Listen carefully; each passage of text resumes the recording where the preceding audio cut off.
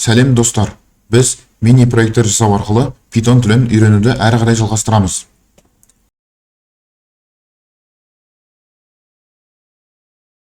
Біз өткен видеоларда калькулятор жасаған болатынбыз. Сол калькулятор жасау барысында if else, match case, mapping және кластарды қолданып көрдік. Енді бүгінгі видеода сол кластарға try except және exceptions деген заттарды қосатын боламыз. Олар не үшін керек, соларды айтып өтеміз. Бәрін бастамастан бұрын ең бірінші былай қылайық. Файлдың архитектурасын жасайық. Біздің проектта ең бірінші маңызды нәрсе ол архитектура. Кез келген проектті бастаған кезде. Архитектура жақсы проектті әрі жалғастыру да, кеңейту де оңай болады. Сол үшін ең бірінші біз бұрынғы проекттен қалып кеткен калькулятор классымыз бар емес пе? Осы классты ғана қалдырамыз main'нің ішінде. Және осыдан кейін main'ді shift F6 дейміз де переименовать етеміз, атын өзгертеміз. Calculator. Сөйтеміз де, одан кейін қасына тағы main деп қосамыз. Main. Бізде калькулятор бар, ішінде өзіміздің калькулятор қалады. Main'нің ішінде мына бір бөлігін алып Ctrl-X деп main'ға саламыз. Мына калькуляторды көрмей тұр, оны бірден осы ұзақ ұстап тұрсақ, өзі не істейді андай. Подсказка береді, сөйтіп импорт калькулятор деп айтып тұр. Басып саламыз, импорт жасап берді бізге. Қасында жатқан калькулятор деген файлдың ішіндегі калькулятор классын импорт жасап алдық. Сөйтіп бұлай бәрі баяғынша істеп тұр, алдыңғы видеодағыдай. Егер алдыңғы видеоны көрмеген болсаңыз, сол видеоға сілтеме қалдырып кетем, өтіп, көріп, аяқтап біткеннен кейін осы видеоға келіңіз. Өйткені бұл видео оның жалғасы. Кейдегі моменттерде түсінбей қалуыңыз мүмкін. Ал көріп қойған болсаңыз, ары қарай жалғастырайық. Енді қазір бізде main'ға бөлдік және калькулятор деген файлға бөлдік. Барлығы бұрынғыдай істеп тұр. Енді біз қосатын нәрсеге қалай? Ең бірінші біз exception жайлы айтайық. Exception дегеніміз не? Біз мысалы мына жерде мына программа жүргізіп көреміз ғой. Python main.py атын 5, мынау 4, мына жерде бөлу десек 1.25 деп көрсетіп тұр қазір. Ал қазір сіздерге exceptionның қалай болатынын көрсетемін. Мысалы, мына жерде былай болсын. Атын 0. Вот мына жерде былай қылайық. Атын строка болсын. Қандай да бір строка. Мынандай строка. Фаят деген. Ботең райқыл боласасын. Сайн бөлігін деп тұр. Бұны қараңыздар. Бұл деген ең бірінші қандай ашыққа шықты? Бізде саят деген сөзді интқа түрлендіре алмай қалды. Өйткені саят деген ол бізде вообще сан емес, ол сөз. Бұл айтқанда жол деп айтады, строка. Сөз. Осы сөзді санға айналдырған кезде қателік шығып қалды. Вот осыны ерекше жағдай дейміз. Немесе exception, немесе error, ошибка, қателік. Енді бір-бірінен мұрагерленген нәрсе ғой, қателікпенен exception дегендеріміз. Сондықтан оларды қазір толықтай түсінетін боламыз. Осындай жағдай болған кезде қалай жасаймыз? Және осындай өзіміздің ерекше жағдайларымызда қателіктерімізді қалай қосамыз? Сол сұрақтарға жауап табатын боламыз. Қазір біз былай қойып. Divide функциямыз бар ғой біздің. Калькулятордың ішінде алдыңғы видеоны қарағансаңыз бәрі істеп тұр. Осы жерде тек divide функциясында бізде 0 болған жағдай бар. Екінші операнд 0 болып қалды. Осы жерде біз return демей былай қылсақ болады. Бір кілт сөз арқылы. Raise. Қараңыздар. Raise деген сөз бар, ол бізде не? Python тілінде. Көтеру деген сөз ғой былай. Қазақша аударатын болсақ. Raise cannot divide by 0 дегенді көтеріп тұр. Бұл айтқанда осы ошибканы көтереміз былай. Көтерілген ошибка Python'ның кодында біз қалай паретпен шақырдық кодтарды. Сол паретта жоғары қарай кете береді. Ең соңында ұсталмаса, компилятордың өзімен ұсталады. Ең сыртқы блок компилятордың өзінің exception'ымен, блогымен ұсталады. Қазір оны көреміз. Raise деп жаздық. Қазір 0-ге бөлуге тырысып көреміз. main.py 5 0 бөлу. Мінекей қараңыздар. Traceback былай артқа қарай кетті. Мына жерде мен raise дедім ғой. Raise cannot divide by 0 деген жерде type error шықты. Мен raise деп типін көрсеткен жоқпын. Сондықтан ол тұрақты түрде type error'дан шығара салды. Әйтпесе мен әрге типін көрсетсем болушы еді. Қазір мен raise cannot divide by 0 деген соң self divide деген функцияның ішінде мындай ошибка лақтырылып тұр. Бұл біздің алғашқы лақтырған ерекше жағдайымыз. Ерекше жағдай дегеніміз осы. Енді біз тек қана строка лақтырғымыз келмейді. Ол строканың типін type error қылғымыз келмейді. біз өзіміздің ошибкамызды шығарғымыз келеді. Сол үшін мұнда бірден қасына exceptions деген файл ашайық. Өзіміздің exceptionдарды жазатын. Бұл жерге біз не істейміз? Ең бірінші бұл жерге біз тип құрастырамыз.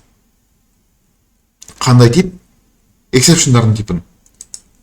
Класс calculator exception.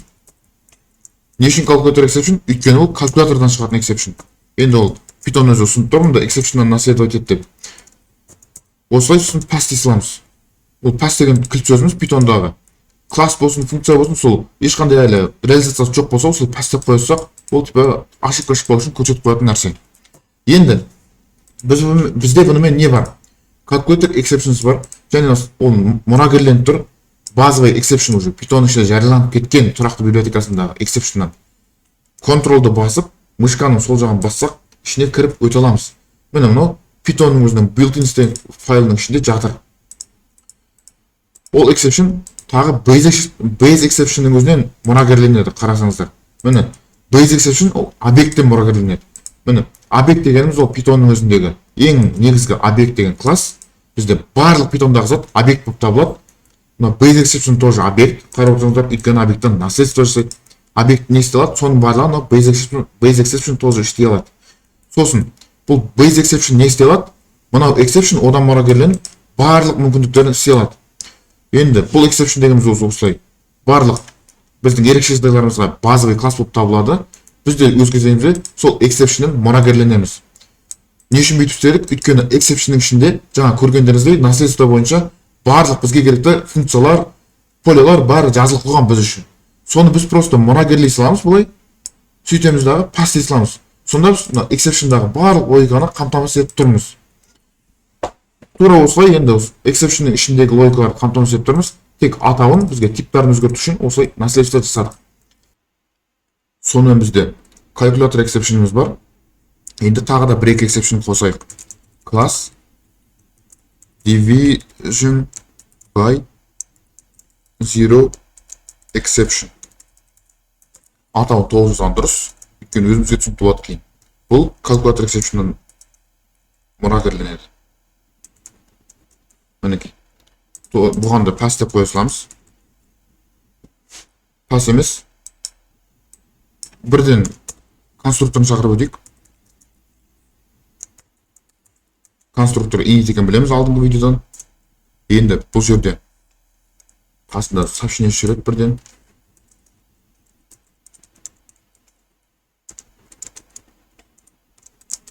Cannot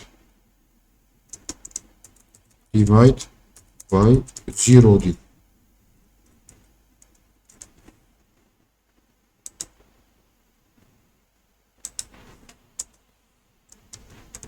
Супер. Супер деген ол қазіргі мұрагерлікте ата-анасын шақыратын әдіс болып табылады. Осы месседж жібереміз үшін. Ой, мынау месседж.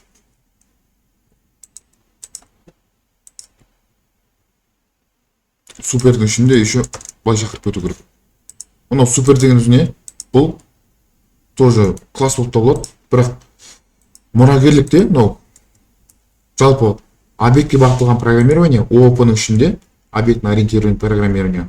Осындай мұрагерлік деген нәрсе бар. Бұл мұрагерлік дегеніміз не? Біз мынау класстан мына классты мұрагерлеп отырмыз.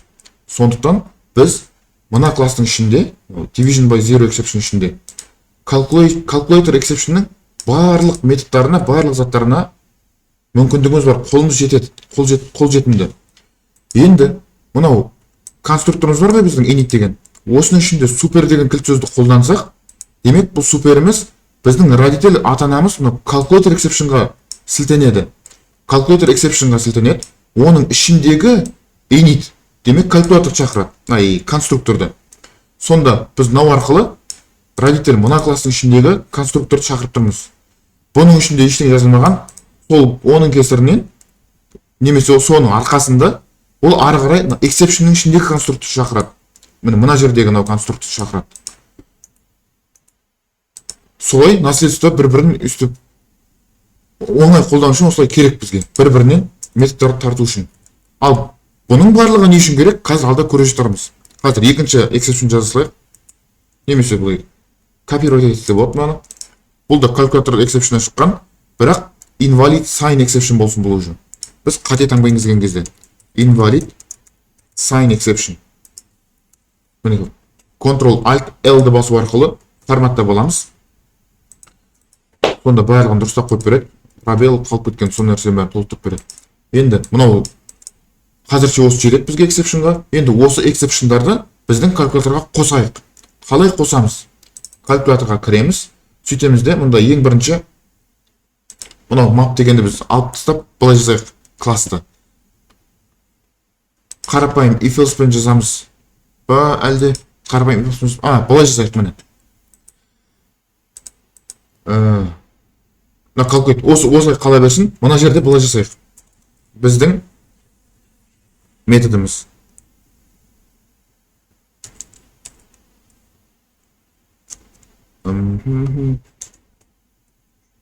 Operation тең болсын. Ол бізде мынау self мынандай map, соның ішінде былай алайық. И мынаны көрсетпесек, по дефолту бұл жерде нан тұрады негізі. Бірақ ол нанды жазбай қойса болады. Бүйтіп қоя саламыз. Сонда бізде self sign деп алғысы келеді. Мынау өзіміздің map бар алдында. Осы маптан біз енгізген таңба бойынша алғысы келеді. Плюс болса мынаны алғысы келеді, минус болса мынаны алғысы келеді, көбейту болса мынаны, бөлу болса мынаны алғысы келеді. Ал егер бұда жоқ бір таңба болып қалса, мысалы дәреже сияқты бірдеңе болып қалса, бұл жерде жоқ қой. Сол жағдайда мұнда нан қайтады. Сол нанды операционға түседі. Енді қазір сол нанды обработка жасаймыз. Мына жерде егер operation is none көрсетіп тұр, көрдіңіз ғой? Return operation is not found. Мынау логика бірақ дұрыс емес. И бізге толтырып беріп тұр, бірақ бұл дұрыс емес. If operation is none дегеніміз дұрыс, бірақ returnіміз дұрыс болмады. Бұл жерде біз не істейміз? Өзіміз көрсетіп қойған жаңағы ерекше жағдайларды көтеретін боламыз. Raise. Бізде таңбамыз дұрыс емес, сондықтан invalid sign дегенді invalid sign exception дегенді көтереміз. Ішінде қателік ладно, керек емес, просто exceptionді.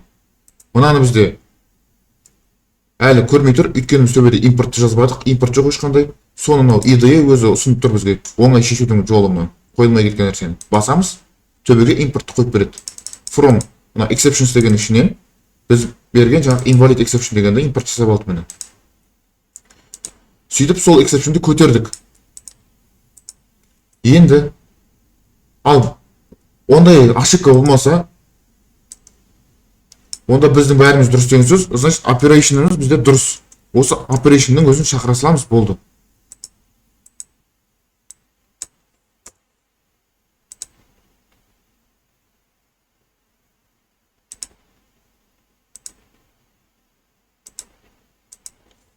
Бұлай болады. Мыналарды бірден шақырмай, тек сол функцияларға сілтеме қойып, точнее әдістерге. Мынау self plus деген әдіске, мынау minus деген әдіске, мынау multiply, мынау divide деген әдіске сілтеніп тұрады, бірақ шақырылмайды. Тек callable дейміз ғой, шақырыла алатындай нәрселерге сілтеніп тұр. Сөйтіп, operation'ымыз бізде 0 болып қалса, ошибка лақтырамыз мынандай ерекше жағдайда. Ал егер ондай болмаса, онда сол операцияның өзін шақырамыз. Ешқандай ошибка көтермейміз, операцияның өзін шақырамыз, орындаймыз. Сонда қазір осыны тексеріп көрейік. Clear Python main.py A бізде 5 болады, B бізде 4 болады, ал signның ішіне мысалы S деп қойып, бұндай sign бізде қарастырылмаған. Басамыз. Міне, қарасаңыздар, айтып тұр міне. Ошибка шығып кетті. Calculator, соның ішінде calculator шақырған кезде дейді. Мынау stack trace дейміз ғой, бізде шақырылулардың реттілігі бойынша былай шақырылады. Біз main'нан бастап қостық. Main'да результаттың calculate деген жер бар бізде 11-ші строка міне. Python calculator main'ның ішінде 11-ші строкада calculator'ның ішінде ошибка шықты. Одан кейін бұл ошибка қай кезде шақырылды? Осы calculator шақырып бастаған кезде ішіне кірсек. Calculation py 20-ші линияда шықты дейді. міне 20 линия мына жерде шықты. Как раз біз raise жасап тұрған жерде. Біз raise дедік, сол жерде ошибка лақтырылып тұр.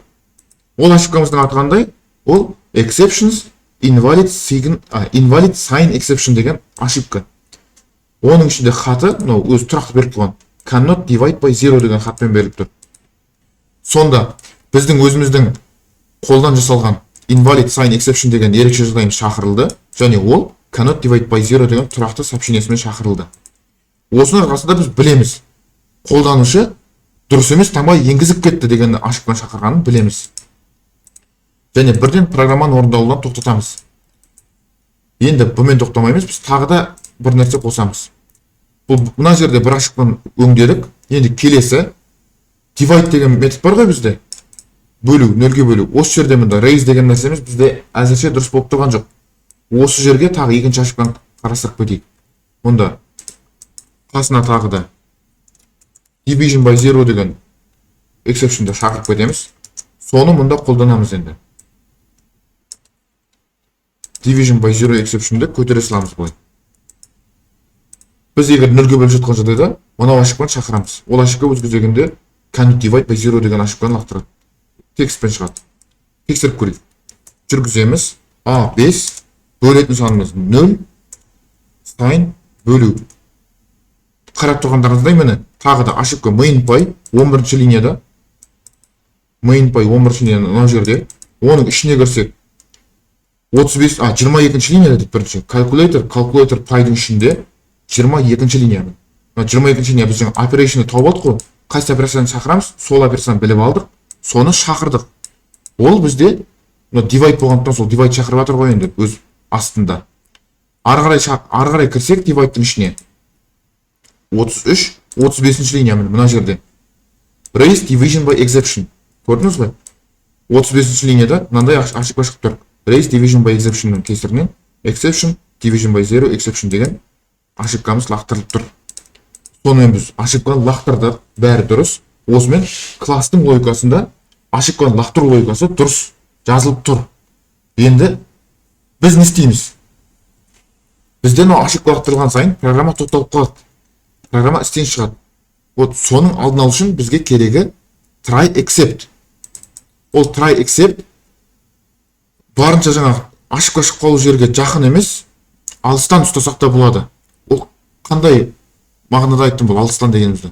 Мысалы біз calculator классының ішінде бірден біздің неміз бар ғой, конструктор. Осы жерде немесе мына calculate деген функцияның ішінде try except'ті қойсақ болушы еді. Ол бізге try except'ті қойсақ, классымыздың өзі қауіпсіз класс болып қалады. Ешқандай ошибка лақтырмайды, демек ошибка шығып қалған жағдайда бұзылып қалмайды деген логика болады. Ал бізге кейде ошибканы ұстағымыз келеді кластың ішінде емес, сыртта. Бұл классты қолданып жатқан жерде. Мысалы біз бұны main'да қолданамыз ғой. Сол main'ның ішінде енді осы ошибкаларды ұстап қалайық. Сразу былай ошибканы лақтырып, программа тоқтап қалған бізге ұнамайды. Бізге бұл ошибкаларды болған жағдайдың өзінде де программа тоқтамай ары қарай жұмыс жасай бергені керек. Ол үшін біз не істейміз? Ол үшін біз былай қыламыз. Мына жерде бізде while циклымыздан шығып кетіп тұр ғой, байқағандарыңыздай. Соны біз былай жасаймыз. Бізде ошибка calculator-дің ішінде шығып қалуы мүмкін. Сондықтан біз соны мына біреу бүкіл қателік шығып қалуы мүмкін блоктың өзін try-ға орап жібереміз. Қалай болады ол? Try дейміз, просто төбесінен мынаның барлығын бір тапқа алға жылыстамыз. Одан кейін try біткеннен кейін міндетті түрде except болу керек. Except. Енді бізде жаңа екі түрлі қателік болды ғой. Біреусі zero division, екіншісі invalid sign. Сол екеусін де осы жерде ұстап қалуымыз керек. Ол үшін біз не істейміз? Мына жерге де жаңа импорт жасайық, мына жерден төбеден көшіріп алып келіп. Бұлай жасап, main'ның ішінде бұлай импорт жасай саламыз. Сөйтіп, except invalid sign exception as E дей салайық. Сонда біз кез келген болып қалған invalid sign exception'ды E деген переменныға меншіктеп, сол E'ні ұстап қаламыз осы жерде. Жай ғана print жасай салайық. Print е болады. Одан кейін ештеңе болмайды, жалғастыра береміз. Екінші except division by zero exception as e. Одан кейін барып тағы да print e дейміз. Негізі мына жерде басқаша логикалық істесек болады, бірақ print біздің қазіргі жағдайымызда жетеді. Кейін басқаша логин қоссақ болады, бірақ қазірше printпен тұра берсін. Бізге қазір главный try except'тің қалай жұмыс жасайтынын түсіну керек. Енді қазір барлық ошибка біткен кезде уже except calculator exception деген болады ғой жаңа. Мына жерде соны алып келейік үшін. Calculator exception соны да шақырып қойып. As e. Оны да print e. Одан кейін ең соңғы қалғанымыз value error. Except value error as e print e. Енді қазірше осының өзі жеткілікті. Жүргізіп көрейік, сонда не болатынын қазір байқаймыз. Main.py жаңағы қателіктер болатын жағдайда әдейі істеп көрейік. 5 0 бөлгіміз келеді. Қараңыз, cannot divide by 0. Бізде жаңа ошибка шығып тоқтап қалды ғой жұмыс мына жақта. Қазір тоқтаған жоқ. Ол ненің арқасында? Ол мына try except'тің арқасында. Try'дың ішінде болатын бүкіл ошибканың барлығын осы try блок ұстап қалады. Ол try'дың ішіндегі мынау except'тер әртүрлі. Өзіне арналған ошибкаларды ұстап қалады. Мысалы, мынау except ол қате таңбаны ұстап қалады. Мынау except дәл қазіргі жағдайда бізде cannot divide by 0 деп ашып тұр ғой. Осы 0-ге бөлу ошибканы осы ұстап қалып тұр бізде. Соны e арқылы ұстап қалды дағы, осы e-ні экранға шығарды. Cannot divide by 0 деп сообщениесін шығарды. Бірақ программа тоқтап қалған жоқ, әрі қарай жалғастырып тұр міне. Тағы да бассақ істей береді. 5 4 қосу тоқтаған жоқ, істеп тұр. Результат бірақ мынан дегенім мынау дұрыс болмады енді.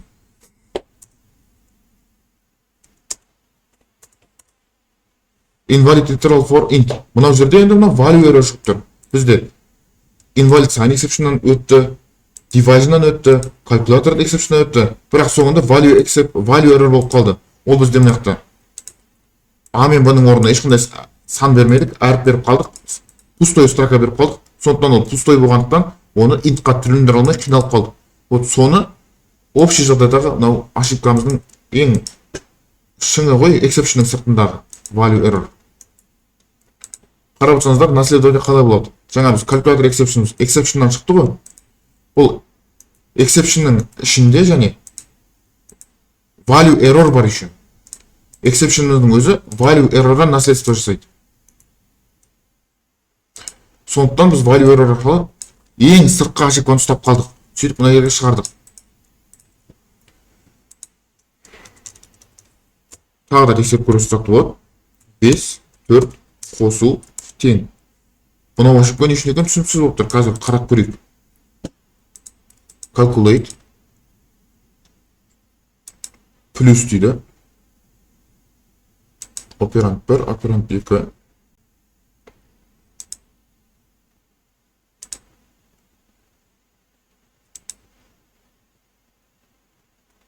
Sign тең плюс, бірақ результат мынаны болып тұрғаны қызық екен де.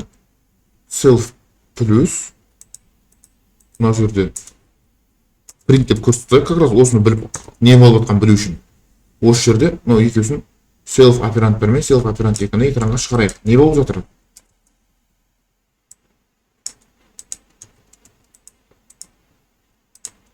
И басынан жүргізіп көрейік. 5 4 қосу. Мінекей. 5 пен 4 деп тұрмыз. Бірақ результат бәрібір нан деп тұр. Calculate. Бізден мына жерде шақырып тұр. Результат нан. Мінекей. Қателік неде болды? Қателік мынада болыпты. Плюстің ішінде ештеңе жоқ. Плюс дұрыс деп тұр. Ол return қайтарды мынаның результатын. Бірақ оның результатын мына жерде жазбай тұрмыз біз. Операционды орындадық, результатты шығарды, бірақ оны еш жаққа жіберген жоқ. Мына жерде return-ды қойып кету керек. Соның кесірінен жаңағы ошибка нан дегеніміз. Тағы жүргіземіз қазір. 5 4 плюс Міне енді 9. Жаңа 9-ды мынау operation шығарды, бірақ қайтармады. Сондықтан мынау calculate'ті шақырып тұрған результат дымда жазылмады. Өйткені ештеңе қайтармады ғой. Результатқа none жазылды. Сол үшін жаңа ошибканы көрдік. Енді арғай жалғастырып көре берейік. 5, 6, S-ті қоя салады жаңағыдай қате бір таңба. Сонда тоқтап қалмайды. Cannot be divide by 0 деген бірақ бізде дұрыс болмады мына жерде. S болған кезде басқа ошибка шығу керек еді ғой. Қазір оны көреміз. Бұл не үшін бүйтті? Реттіліктер ауысып кеткен сияқты.